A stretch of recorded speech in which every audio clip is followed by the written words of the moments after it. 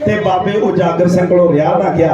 वो कहता कुंडा सिया एक गल बड़ी जरूरी करने वाली तेरे नाल, पहला मेरी गल सुन ला। कुंडा सिंह ने दुध वाला बाटा सामने रखिया ते बाबे उजागर सिंह वाल नूं करके आख्या बाबा जी दुध बाद च छकांगे, पहला अपने दिल की गल दसो। सुनो साध संगत, ढाडी सिंह पैंट दियां लैणा तुहाडे चरनां च बिणे कर लगे आ। बाबा उजागर सिंह अखंड पाठ करके आया किसी दे घर, उथे एक अंग्रेज अफसर मिलिया वा। इन्ने चिर नूं 5 बब्बर अकाली बाबे दे डेरे आए आ, वो दुध छकण लगे आ ते दुध छकदे बब्बरां नूं बाबे उजागर सिंह ने अपने दिल की गल